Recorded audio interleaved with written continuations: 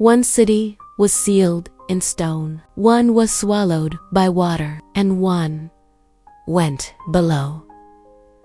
These aren't just legends. They are the fates of real cities, lost to time. Today, we journey to the one sealed in stone. Deep within the deserts of southern Jordan lies a place that seems torn from fantasy. A city carved not by machines, but by human hands. A city where entire temples rise from solid rock, their facades blushing in the desert sun. A city colored red by time, wind, and stone. This is Petra.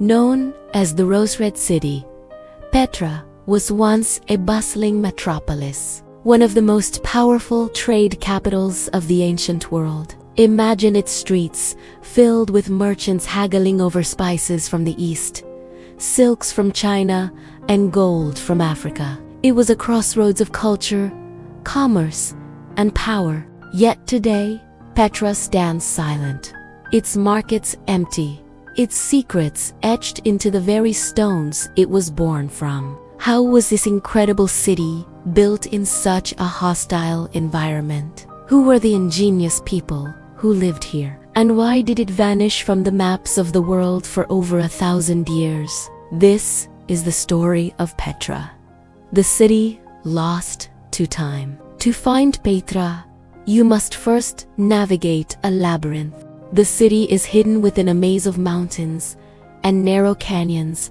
called Six. From the outside, the landscape appears barren, harsh, and utterly lifeless. But this isolation was Petra's greatest strength. The geography made it nearly invisible to enemies. Its narrow, winding entrances acted as natural fortifications, allowing the city's inhabitants to control who entered and who did not. The towering sandstone cliffs weren't seen as obstacles. To the people who settled here, they were canvases.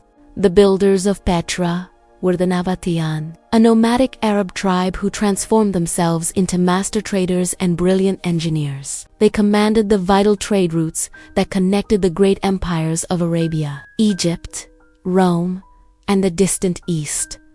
But their true genius wasn't just in trade. It was in their mastery of the desert's most precious resource, water. They lived in one of the harshest environments on Earth, yet they found a way to thrive. They learned to harvest the rain, to store it, to protect it. This mastery allowed Petra to flourish in a place where others would have perished. Petra's very survival depended on this one thing. The Nabataeans were hydrological wizards. They constructed an intricate network of dams, cisterns, and pipelines, many carved directly into the rock. When the rare but violent flash floods tore through the canyons, their systems would capture and redirect the rushing water, channeling it into vast underground reservoirs. Every single drop was preserved. This sophisticated water management system supported a population of tens of thousands in the middle of a sun-scorched desert. Petra wasn't just beautiful, it was brilliantly engineered. As you walk through the main SANK, a narrow gorge that serves as the grand entrance to the city, the cliffs tower above you, creating a sense of anticipation. Then, through a sliver of darkness, you see it. It's a moment that has stunned travelers for centuries. Al-Khazna, the treasury, carved directly into a sheer cliff face. It stands over 40 meters high, an architectural marvel of breathtaking detail. But its name is misleading.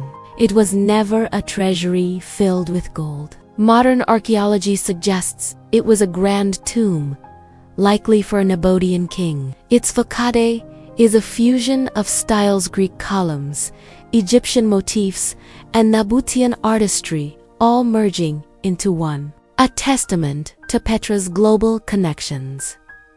But the treasury is just the beginning. Petra is a city of the dead as much as it was for the living. As you venture deeper, you realize the entire landscape is a necropolis. Thousands of tombs, from simple caves to elaborate royal mausoleums, are carved into the cliffsides. Temples rise from solid stone, and ancient stairways seem to disappear into the mountains, leading to high places of sacrifice. Every surface tells a story. Every carving speaks of belief, power, and the desire for eternal memory. In the year 106 AD, Petra's independence came to an end. The city was absorbed into the mighty Roman Empire. The Romans, as they did everywhere, left their mark. They built a grand colonnaded street, a massive theater capable of seating thousands, and new public buildings. For a time, Petra continued to prosper under Roman rule. But the world was changing. New maritime trade routes began to bypass the old desert caravans. The economic currents that had fed Petra for centuries were shifting. Then, a series of devastating earthquakes struck the region, crippling the city's vital water infrastructure. Slowly, inevitably, Petra began to fade. By the 7th century, the once thriving metropolis was largely abandoned. Sand swept through its empty streets. Silence replaced the echoes of bustling markets. For centuries, Petra vanished from the world's memory, a ghost city known only to the local Bedouin tribes who sheltered in its tombs. It was a city erased not by a single catastrophic war, but by the slow, relentless march of time.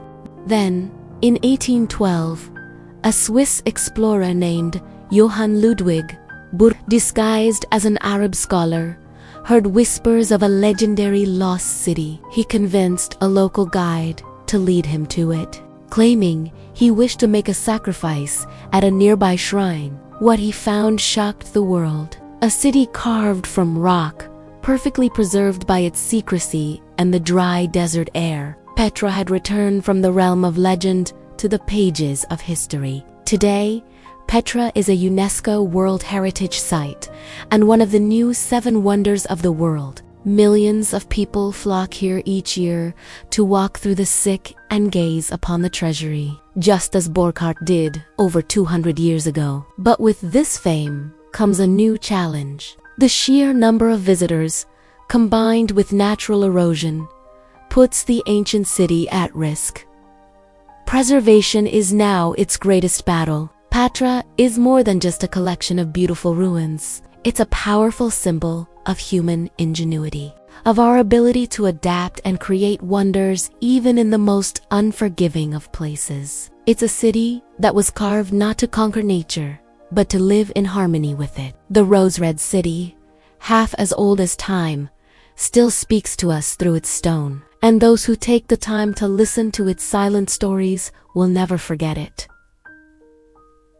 The ancient world did not vanish.